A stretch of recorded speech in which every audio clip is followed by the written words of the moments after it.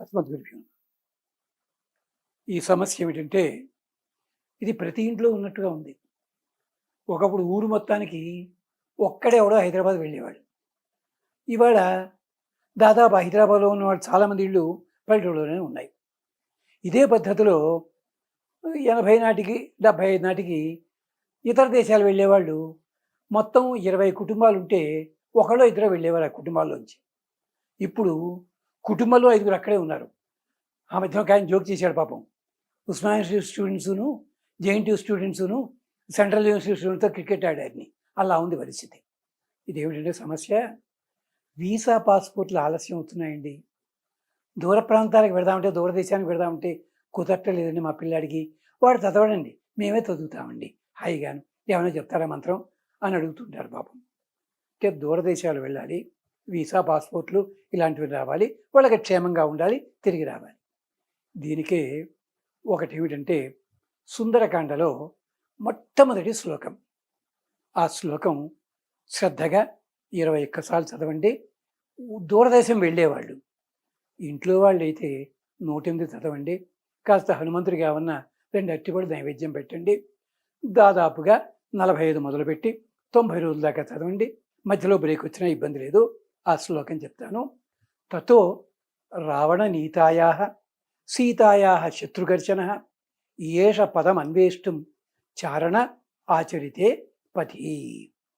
తతో రావణ నీతాయా సీతాయా శత్రుఘర్షణ ఏష పదం అన్వేష్టం చారణ ఆచరితే పతి.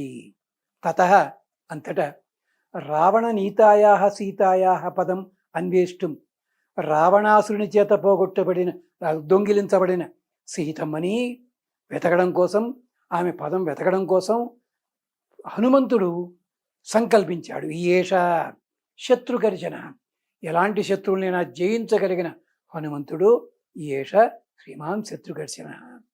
తతో రావణ నీతాయా సీతాయా శత్రుఘర్షణ పదం అన్వేష్టం ఏష చారణ ఆచరితే పది. చారణులంతా వెళ్ళే మార్గం అంటే, ఆకాశంలో వెళ్ళే మార్గంలో ఆర్బిట్స్ తేడా ఉంటాయి. అలాంటిది చారణులు వెళ్ళే మార్గం అంటే, ఇంతకుముందు అమెరికా వాళ్ళు వెళ్ళారు, వెళితే వాళ్ళు ఏం సంపాదించారు, ఏం చూసుకున్నారు, ఏ పేపర్లు పెట్టుకున్నారు, ఇంటర్లో ఉంటాయి, ఇలాంటి వాళ్ళని అడిగి తెలుసుకోండి దయచేసి ఆ మార్గాలు.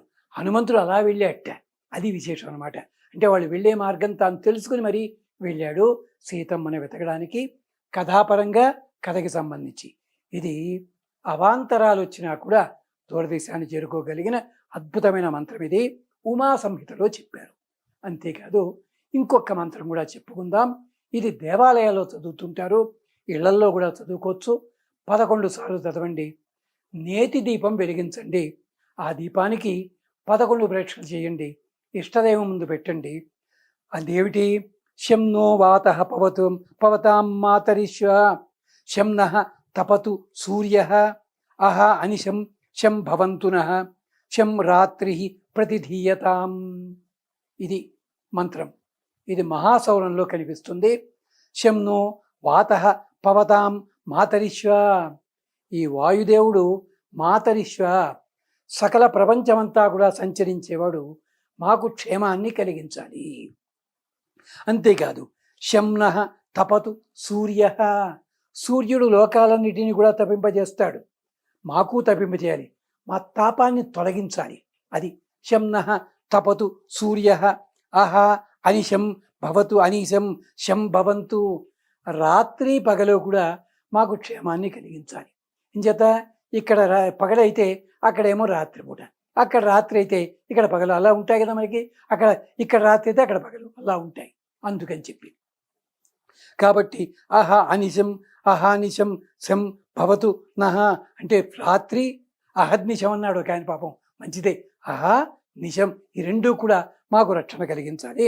అంతేకాదు శం రాత్రి ప్రతిధీయతాం, రాత్రి అంటే మరి ఇందాక నిశ అన్నారు కదండి, చీకటికి పేరు నిశ. రాత్రి అంటే సుఖాన్ని తెచ్చిపెట్టే సమయము. రాతి సుఖం ఇది రాత్రి. అలాంటి రాత్రి దిక్పాలకులు అందరూ కూడా మాకు రక్షణ కలిగించాలి. అంటే సూర్యుడు, చంద్రుడు, అగ్ని, వాయువు, వరుడు వీళ్ళందరూ కూడా మాకు రక్షణ కలిగించాలి, మా పిల్లవాడికి రక్షణ కలిగించాలి అంటూ ఆశాసన చెయ్యండి.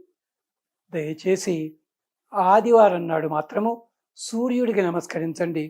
కొబ్బరికాయ ఎక్కడ కొడితే కొట్టండి, ఇబ్బంది లేదు. ఆదివారం నాడు మాత్రం సూర్యుడికి కొబ్బరికాయ కొట్టద్దు.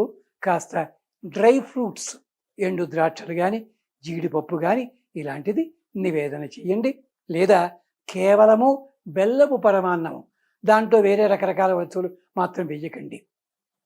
అది సంగతి గమనించండి. స్వస్తి. ఇది 90 రోజులు కానీ 120 రోజులు కానీ చేయండి. స్వస్తి.